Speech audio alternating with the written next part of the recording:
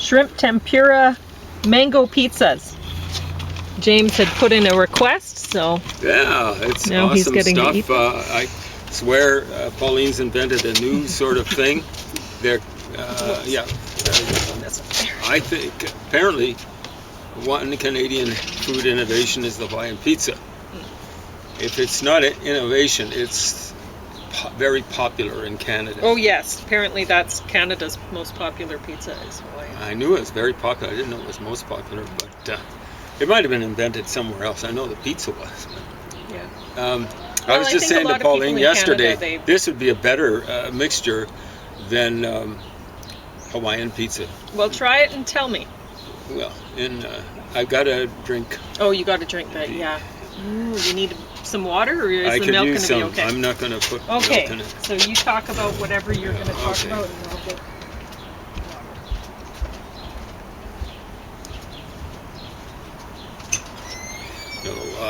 We'll be talking about a variety of different subjects. They all have to do with war. And, I don't think it's really an accident that I've been reading a lot about war and stuff like that recently, because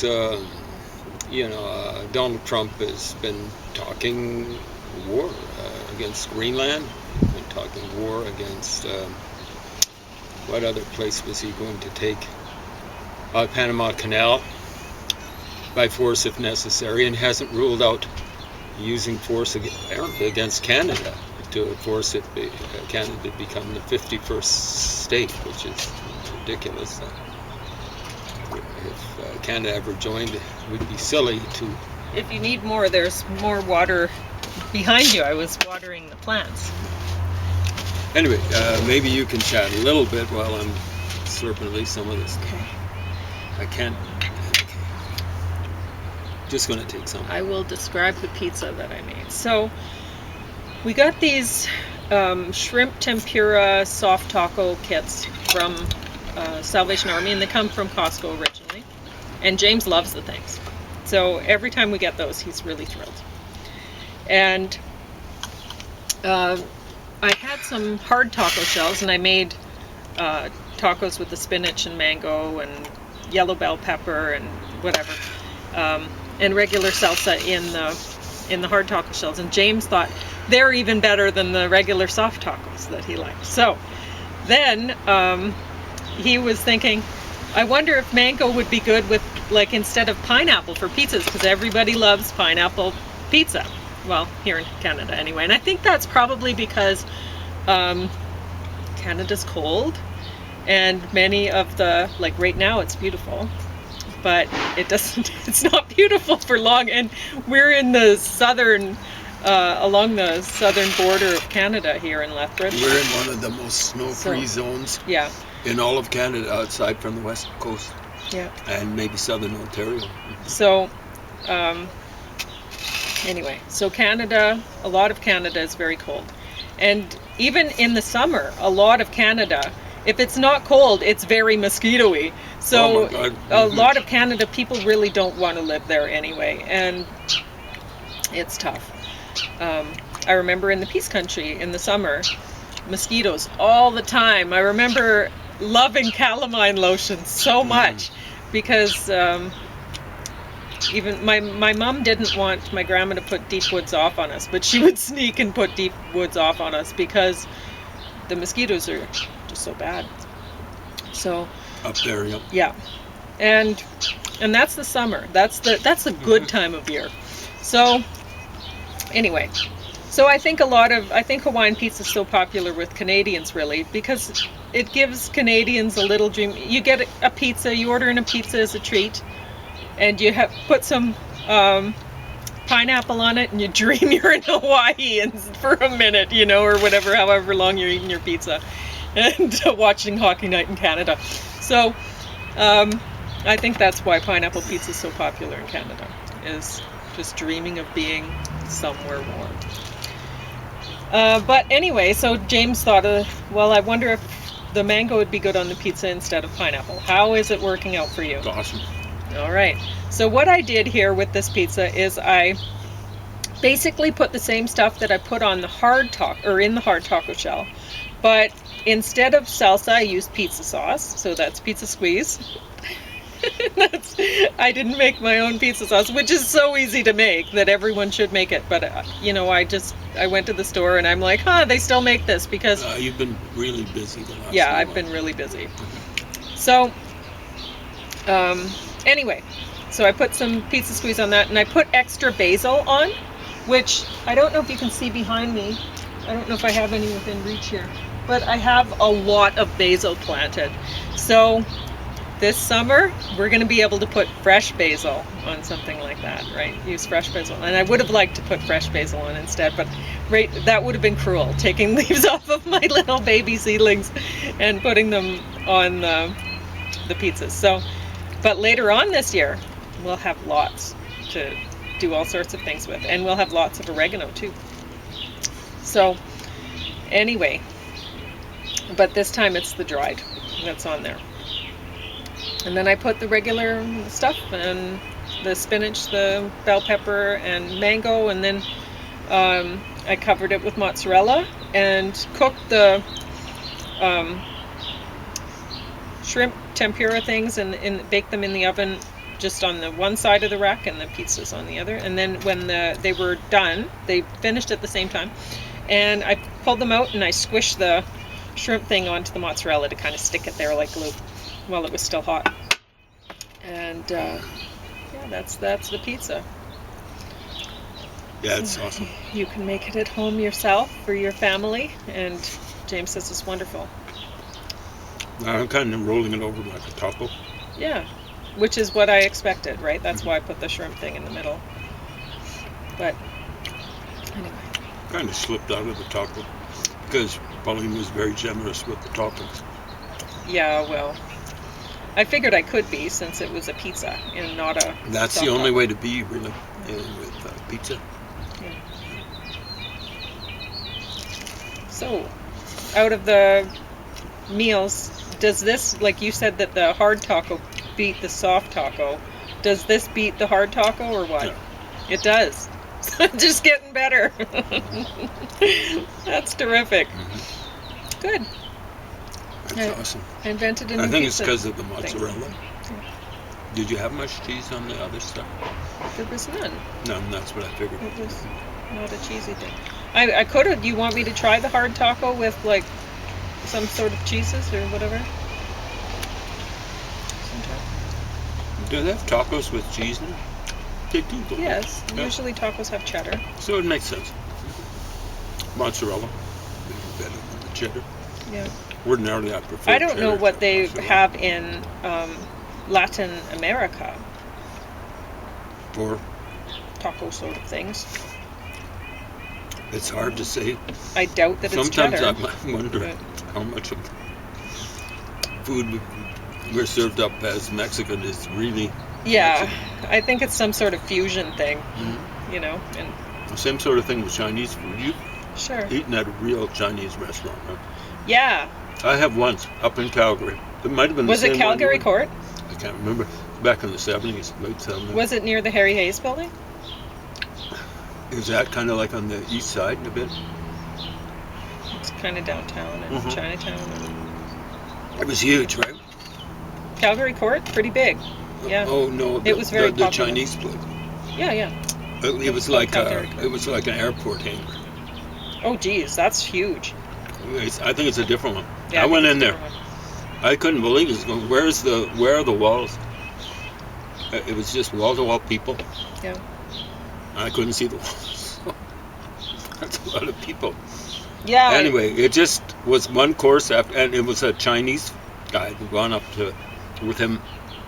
We hitchhiked actually up to Calgary for a poetry reading of all things up there at Fort Calgary, I guess. it Yeah, was. they had things on the menu that weren't translated into English. Mhm. And apparently, like we were told by Chinese people that we were with, don't order those things.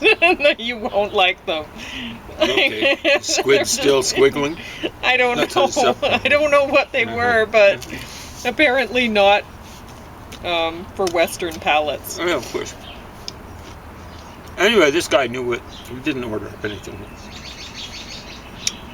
totally rebarbative or anything like that. Do you want to take a break and talk about whatever you're going to talk Why about? don't I finish this up? Okay. So, how many courses did you go through? You went several times or just once? I always ordered the same thing because I liked it. And you I, knew? I knew what it was. Mhm. It was bean sprout fried noodle. And it was literally bean sprouts and fried noodle. And it was delicious. Okay. So Fairly inexpensive. I think it was $3 for a plateful. So really cheap. When this guy took me to the place, it was just round after round, and we ordered a lot. You know? Yeah. I don't know how we afforded it. We were both students. He must have been buying or something like that. Maybe they gave him a deal. Maybe. No, that was the best Chinese restaurant I've been to. I've been to other ones where, like, they're fancier and they give you the finger bowls and stuff like that. But I liked Calgary Court. Yeah, it's a different place. It was, I guess, sort This of like thing was I was the fast food, only Chinese white fast face food. in the whole place, and there were, well, it seemed like hundreds of people in there. Yeah. Must have been noon hour. Something like that. Anyway. You heard the bird. Oh, there, I see. It's just a sparrow. I know. Oh, you know. I recognize you saw the it. sound. Okay. It's just kind of like a chop or chirp. Like a bigger chirp. Well, it is a bigger bird, I suppose. It's a bigger bird. Yeah. We do have chickadees come around, but I think they're yes. kind of herded away by the bigger sparrows and stuff like that. Yeah. The sparrows kind of occupy this place. Yeah. So occasionally a jay comes by. Well, I like living near the non-native birds as well, you know, like I saw a starling at the library walking along the window edge on the outside of the window, and I thought, oh, they're so beautiful, no wonder people ended up bringing them here, because they're just lovely birds. I know they shouldn't be here, but well, neither should we? So anyway, and I guess the world would probably, or this part of the world would be better off without the starlings and the house sparrows and us too, but here we are. Yeah, so really human beings aren't native to this place. No. Anyway, so you have 16 minutes, so go ahead. I don't know how You much have fingers to lick off there. It looks like you got a lot of, I put too you much wouldn't sauce object maybe. if I licked my fingers Nope. up. I mean, You they're folks really at home messy don't like it, otherwise. too bad. Chirp, Otherwise, chirp, he said. I'll mess up my books. Yes. And to me, that's really rude. Yeah. Now, they're not library books. Sometimes I'll read library books at Pauline. Well, I can hold them up Thanks. for you. The Naked Puppets. There you go. We can talk about that. Or whatever you wanted to talk about, I can hold up. I started talking about this one. Okay. So that's the Army in Vietnam. I was surprised. I thought it was going to be this comes from Princeton, no, Johns Hopkins in Baltimore. Hey, you guys in Maryland, hope, trust, and pray you didn't vote for Donald Trump. But it wasn't usual academic twaddle. This guy, I think, has some sort of experience in the Army and stuff like that. And I started off yesterday, and the camera probably cut off before I got around to talking about Eisenhower, Dwight D. Eisenhower, Dwight, maybe David Eisenhower, Ike, as he was known. I like Ike was what somebody whose campaign button said. I like Ike. Anyway, it's weird. His name was misspelled. It probably means iron hewer or iron cutter. A very German name. But just before he relinquished power to John F. Kennedy, Kennedy already won the 60 election, late 60, probably early November, and he was going to take over early in 1961. There's Eisenhower, lame duck president. He gives a speech where he talks about watching out for the military-industrial complex. And oh, that became a real watchword and a catchword for lefties. It still is. Military-industrial complex took over the United States and has been ruling it ever since. And there was Eisenhower. He's a Republican, but boy, he was a right-on dude. Better than Kennedy. No. Okay. That's Eisenhower talking about the military-industrial complex is not hypocrisy. It's hyper-hypocrisy. A little oxymoron there, hyper and hippo. Hyper means super, hippo means sub. And it's only an apparent oxymoron. Hyper-hypocrisy, because Eisenhower let the military, the industry, and the secret services of the United States go hog wild. And Kennedy paid for it, ultimately paid for it with his life.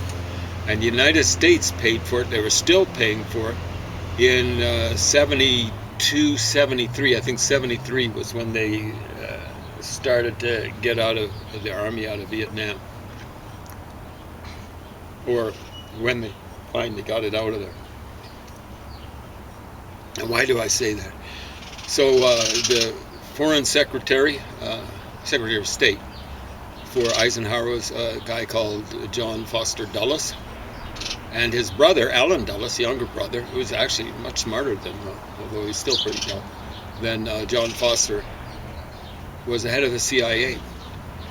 Now, the big trouble is, you see, Eisenhower was this kind of guy who kind of majored in golfing, minored in sleeping, and somewhere along the line he managed to fit being something like a figurehead president in. And he's the kind of guy, when the CIA had a coup in Guatemala, I think that was 53, the first year Eisenhower was in power.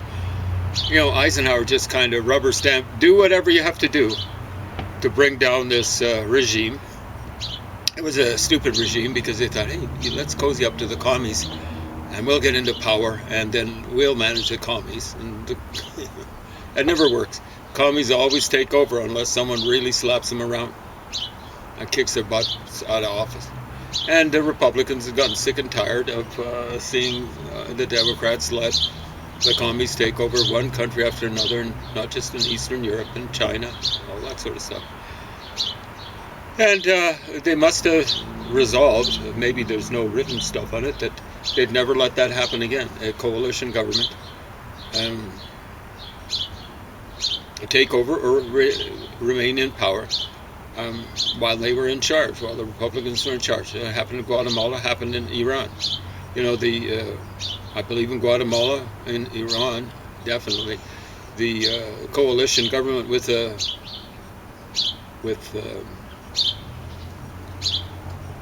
commies had been in power for a while. The Democrats have been putting up with it. Well, the Republicans didn't. And so, similar thing happened in Cuba. Now, I think the reason why they didn't take care of Cuba right away, the Republicans, is John Foster Dulles. Did he die? I think he died or got very sick before Eisenhower's term was up. Anyway, they didn't handle Castro. They left that to John F. Kennedy. So what happens is the CIA is this wonderful plan. I presume the military were involved somewhat. Basically a CIA thing. Bay of Pigs. And John F. Kennedy approves it. He's a rookie president. His first year, 61. And it wasn't even his first full year. But all of a sudden, things start going a little bit wrong. They don't have enough firepower and manpower. So all of a sudden, the CIA and other elements, military, is going to Kennedy saying, okay, approve escalation. And Kennedy says, what? No, You told me this would work. And meanwhile, they're thinking, Eisenhower would just rubber stamp this. What's wrong with you, John F. Kennedy? And the big trouble is, elements of the CIA and other folks, contract and actual employees like E. Howard Hunt, got really PO'd. They figured that Kennedy kind of stabbed them in the back by not rubber stamping, going in and doing enough to overthrow Castro. Well, Kennedy was quite right in what he did. You know, like, he wasn't going to get sucked in by the CIA and the military, saying, oh, you know, like, we're just going in with a little bit, and then hey, we need more. Come on, be the president, all that sort of stuff. But really, don't be the president, because we're the ones who calling the shots here. And then what Kennedy did was, he actually was quoted, I'm going to break up the CIA, something to this effect, and scatter it to the four winds. And the first step he did in that process was getting rid of Allen Dulles. He retained Allen Dulles from the Eisenhower administration, got rid of that doofus, and replaced him with a guy called John McCone, who I don't think was that bright either, but yeah. Anyway, I don't think McCone had full control. The big trouble with spy agencies is oftentimes they have cell-like organizations. It's very hard for an administration to control, even though they might appoint the head of a spy agency, hard for them to control the whole of the agency. And they definitely didn't have E. Howard Hunt under control, and certain elements that at least at some point in time had been contract agents or other types of employees, like Frank Sturgis, I think his real name was Martinez, and a variety of other scumbags. So it's a similar thing, unfortunately, with the military, and that's what this book is about. How the United States lost the campaign. It was a large-scale campaign in Vietnam. People say it's a war. No, it's a campaign in the Cold War. And I shouldn't have to tell you who won the Cold War. So all the left-wingers, lefties, fake left-wingers, real, are out there saying, right on, Vietnam won the war in Vietnam. No, they lost. The Vietnamese lost. The communists from Tonkin won that campaign for the commies. What really, Tonkin is not even all of North Vietnam. It's like maybe the upper 2/3 of it, maybe not even that, half, because there are lots of ethnic groups up towards China and stuff like that. Or the White Hmong, for example, across the border with China, you know, like straddling the border, things like that. So, you know, they took over basically all of Indochina. Ultimately, it's Tonkinese imperialism. That's what it is. But anyway, those scumbugs won. The commies in Tonkin won. And the big trouble is, John F. Kennedy, he saw what happened in Burma. The commies tried against the Brits their particular form of terrorism.